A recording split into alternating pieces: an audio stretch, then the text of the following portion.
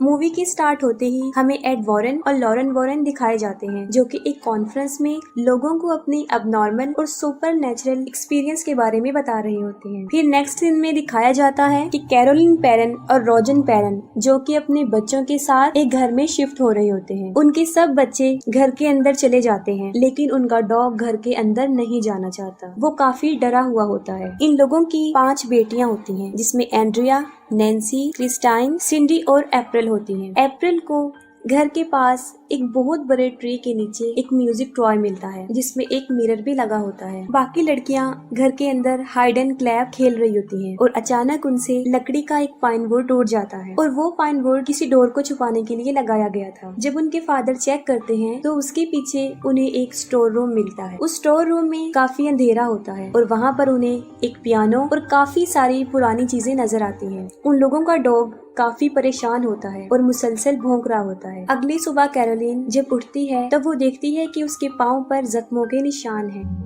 और उनके घर की सारी घड़ियां 3:07 पर रुकी होती हैं और उनकी बेटी अप्रैल को उनका डॉग बाहर मरा हुआ मिलता है। इसके बाद अगला सीन हमें एड वॉरेन के घर पे गोस्ट म्यूजियम में दिखाया जाता है। वहाँ एड के साथ एक प्रेस रिपोर्टर भी होता है। वहाँ पर वॉरेन प्रेस रिपोर्टर को ये बता रहा होता है कि इस म्यूजियम में जितनी भी चीजें हैं वो सारी जिन्नात की भूतों की हैं या उन्हें जादू टोनों में इस्तेमाल किया गया है और ये गोस्ट महीने में एक मर्तबा यहाँ आके प्रेयर करते हैं। फिर एड उन्हें एक एनाबेल डॉल के बारे में बता रहे होते हैं। वो बताते हैं कि इस डॉल में एक बहुत बड़ी शैतानी ताकत जिसने इसे अपना सोर्स बनाया हुआ है। इसके बाद फिर हमें वो फार्म हाउस दिखाया जाता है, जहाँ पर जैसे ही 3:07 होते हैं घड़ी वहीं पर रुक जाती है और ठीक उसी वक्त बुरी चीजों का टाइम शुरू हो जाता है। फिर क्रिस्टीन जब अपने बेड पर सो रही होती है तब कोई जोर से उसका पाँव खींचता है और इसके साथ उसे बहुत गंदी स्मेल भी आती है। सिंडी को नींद में चलने की आदत होती है और वो नींद में चलते चलते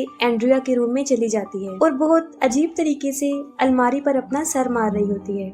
अगले दिन सुबह को कैरोलिन की बॉडी पर एक और जख्म का निशान दिखाई देता है। रॉजर जब घर से बाहर जाता है तब वो देखता है कि ट्री के ऊपर एक कबूतर मर के नीचे गिरा है। ये देखकर वो काफी हैरान हो जाता है और जाहिर है ये बात उस चीज की तरफ इशारा कर रही थी कि वहाँ पे किसी शैतानी ताकत का कब्जा है। और घर पर अप्रैल और कैरोलिन अकेले होते हैं। तब अप्रैल किसी से बात कर रही होती है, लेकिन वहाँ पर कोई भी मौजूद नहीं होता। फिर अप्रैल कैरोलिन को हाइड एंड क्लैप खेलने का कहती है और कैरोलिन उसे ढूंढते हुए जब एंड्रिया के रूम में जाती है, वहाँ पर अलमारी खुद ब खुद खुल जाती है। अलमारी में से हाथ को कोई बाहर निकाल कर क्लैप करता है। ये देखकर कैरोलिन काफी शॉक तो हो जाती है, लेकिन वो इस बात पर ज्यादा ध्यान नहीं देती। इसके बाद फिर क्रिस्टीन का सोते हुए कोई पाँव खींचता है और इस बार पहले से ज्यादा जोर से कोई उसका पाँव खींच देता है और वो काफी डर जाती है। फिर वो नोटिस करती है कि दरवाजे के पीछे कोई खड़ा हुआ है जो उसे कह रहा है कि वो उसे और उसकी पूरी फैमिली को खत्म कर देगा। उसके साथ नैन्सी भी वहाँ पर होती है, लेकिन उसे कुछ भी नजर नहीं आता, लेकिन काफी बुरी स्मेल आ रही होती है। फिर सुबह क्रिस्टीन ये सब कुछ रॉजर और अपनी पूरी फैमिली को भी बताती है। कैरोलिन को दिखाया जाता है और अब उसकी बॉडी पर कई जगह पर जख्मों के निशान होते हैं। तभी उसे बच्चों के खेलने की आवाजें आती हैं। तब वो उन्हें चेक करती है, लेकिन सब बच्चे अपने रूम्स में सोए होते हैं। फिर अचानक से वहाँ पर एक अजीब चीज होना शुरू हो जाती है। घर के सारे फोटो फ्रेम्स खुद ब खुद नीचे गिर जाते हैं और सब के सब टूट जाते हैं। इसके साथ ही कैरोलिन को एक लड़की की आवाज आती है। वो उसकी आवाज को फॉलो करती है। जब वो बेसमेंट के पास पहुंचती है तब खुद ब खुद बेसमेंट का डोर ओपन हो जाता है। कैरोलिन बेसमेंट में जाकर जब वहाँ से भागने की कोशिश करती है तब उसके डोर खुद ब खुद बंद हो जाते हैं। कैरोलिन सीढ़ियों से नीचे गिर जाती है। तभी उसकी तरफ कोई एक बॉल फेंकता है। कैरोलिन फिर से भागने की कोशिश करती है, लेकिन अब वहाँ पर काफी अंधेरा हो जाता है। फिर कैरोलिन माचिस की तीली जलाकर वहाँ देखती है, तब पीछे से कोई लड़की उसे डरा रही होती है और साथ साथ क्लैप कर रही होती है। कैरोलिन वहीं फंस जाती है और सिंडी एंड्रिया के रूम में पहुंचकर फिर से अलमारी पर अपना सर पटक रही होती है। एंड्रिया ये देखकर सिंडी को अपने साथ सुला लेती है। तभी अचानक से उस अलमारी का डोर खुद ब खुद ओपन हो जाता है। एंड्रिया उस अलमारी को खोलकर चेक करती है, तब उस अलमारी के ऊपर एक औरत का गोश्त बैठा होता है जो उस पर अटैक कर देता है। फौरन रॉजर वहाँ पर पहुँच जाता है। तब वो सुनता है कि हर तरफ से किसी के चीखने चिल्लाने की आवाजें आ रही हैं। सबसे पहले वो बेसमेंट का दरवाजा खोलता है और कैरोलिन को वहाँ से निकालता है। वो दोनों बेसमेंट से बाहर आके ऊपर जाते हैं और अपने सब बच्चों को एक जगह इकट्ठा कर लेते हैं। अब वो काफी डर चुके होते हैं। फिर नेक्स्ट सीन में एक यूनिवर्सिटी दिखाई जाती है जहाँ पर एड वॉरेन सुपर नेचुरल चीजों के बारे में लेक्चर दे रहे होते हैं और उन्हीं ऑडियंस में कैरोलिन भी सुन रही होती है।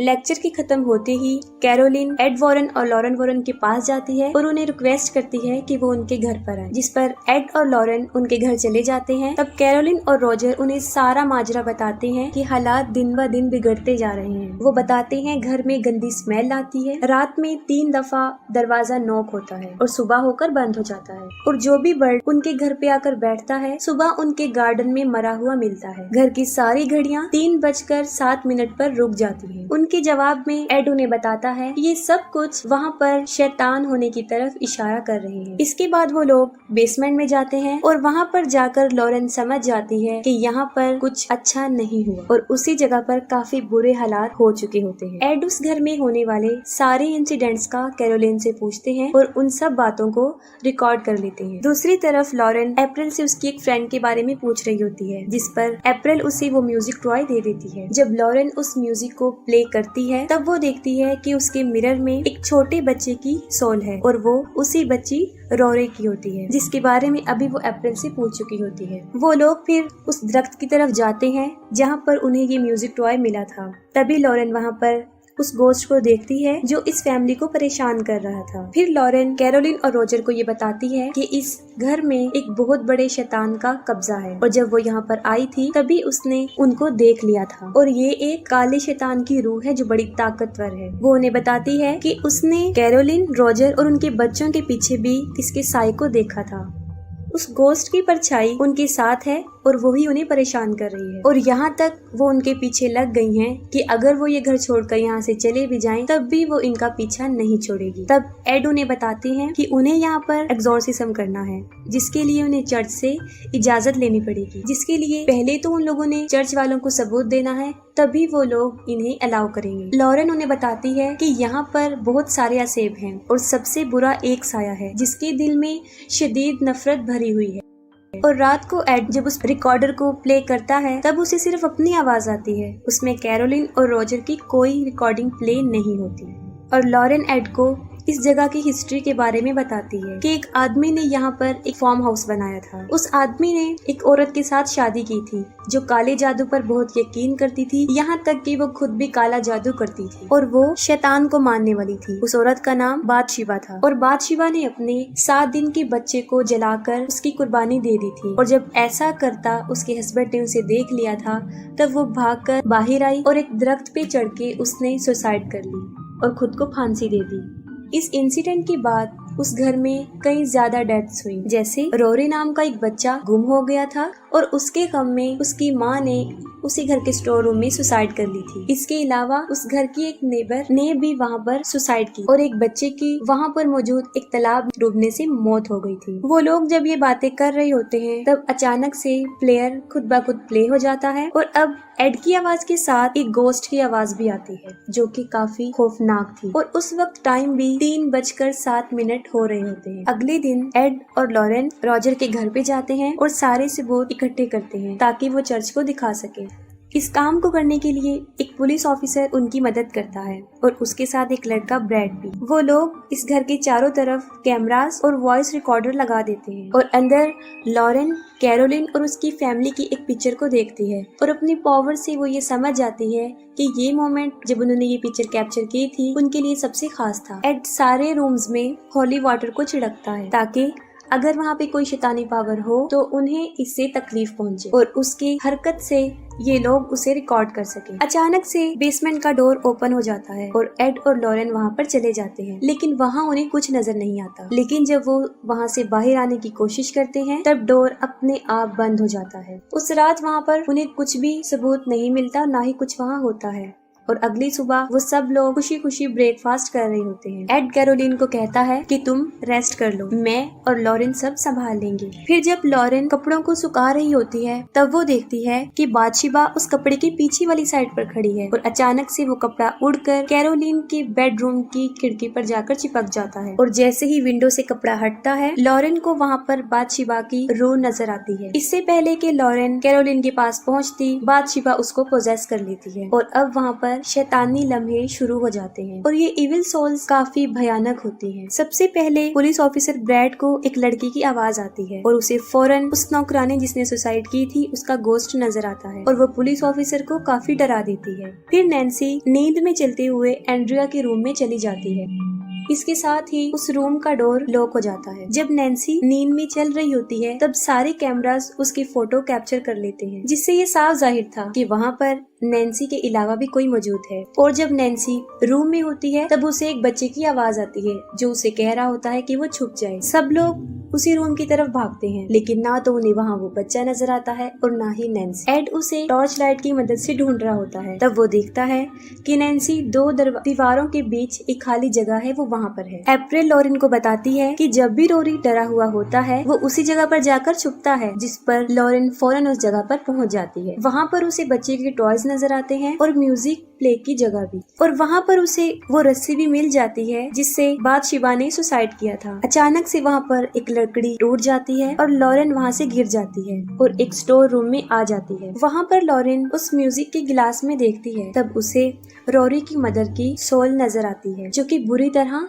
रो रही होती है। रोरी की मदर का गोस्ट लॉरेन को कहता है कि उसने उससे ऐसा करवाया था और ये कहते ही वो वहाँ से गायब हो जाती है। और वहीं पर बादशिबा का गोस्ट भी होता है जो लॉरेन को काफी डरा देता है, और जब वो वहाँ से भागने लगती है तो वो उसके गले की चेन को खींचकर पीछे की तरफ लाती है। वो लॉकेट टूटकर वहाँ गिर जाता है जो उसे उसकी बेटी ने दिया था। लॉरेन की बेटी का नाम जूडी होता है जिसमें उसकी पिक्चर भी लगी होती है। लॉरेन भाग कर बाहर आती है और वो सबको बताती है कि ये बुरी परछाइयाँ सिर्फ माँ पर ही हावी होती हैं और माँ के हाथों ही उसके बच्चे की जान ले लेती है। वो उन्हें बताती है कि अब वो कैरोलिन को पोजेस कर रही है और उसकी बॉडी पर जो जख्मों के निशान है इसकी भी ये गोस्ट ही वजह है। अचानक से सारे क्रॉस जमीन पर गिर जाते हैं और नैन्सी को कोई ताकत उसके बालों से पकड़ती है और उसे इधर उधर मारना शुरू कर देती है, लेकिन वो लोग नैन्सी को बचाने में कामयाब हो जाते हैं। वो लोग इस घर को छोड़ने का फैसला कर लेते हैं, जिस पर एड रॉजर को बताता है कि ये सब कुछ वो चर्च के सामने पेश करेंगे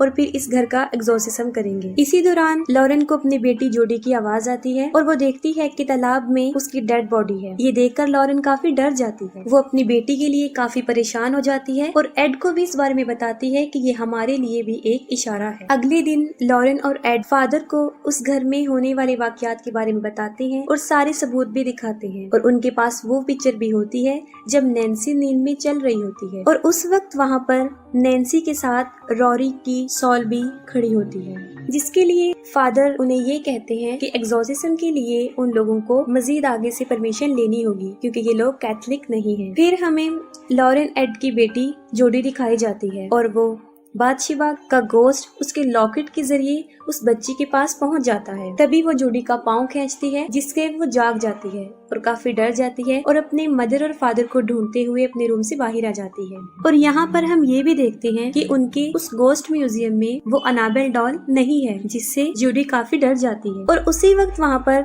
बादशिबा नजर आती है जिसकी गोद में वो अनाबेल डॉल बैठी होती है। बादशिबा जोडी को डराती है और उसे नुकसान पहुंचाने की कोशिश भी करती है, लेकिन बिल्कुल ठीक वक्त पर एड और लॉरेन वहां पर पहुंच जाते हैं और अपनी बेटी की जान बचा लेते हैं। और दूसरी तरफ कैरोलिन अप्रैल और क्रिस्टाइन को अपने साथ कहीं पर लेकर जा रही होती है, और जैसे इस बात का रोजर को पता चलता है वो फौरन एड को इन्फॉर्म करता है। लॉरेन उसे बताती है कि वो अपने बच्चों को लेकर उस घर में जा रही है क्योंकि ये सारी शैतानी ताकतें माओ पर अपना असर जमा कर उनसे अपने बच्चे की डेथ करवाती हैं। और ये सब लोग दोबारा उस घर में चले जाते हैं। जैसे ही ये लोग वहाँ पर पहुँचते हैं तब कैरोलिन क्रिस्टाइन को मारने वाली होती है, लेकिन वो लोग क्रिस्टाइन को बचा लेते हैं और उसे कार में बिठा देते हैं। अप्रैल इस इंसिडेंट को देखकर काफी डर जाती है और किसी जगह पर जाकर छुप जाती है। और जब वो लोग कैरोलिन को घर से बाहर निकालने की कोशिश करते हैं तब वो गोस्ट उसको नुकसान पहुँचाने की कोशिश करता है और कैरोलिन को बाहर जाने नहीं देती। और लॉरेन फौरन समझ जाती है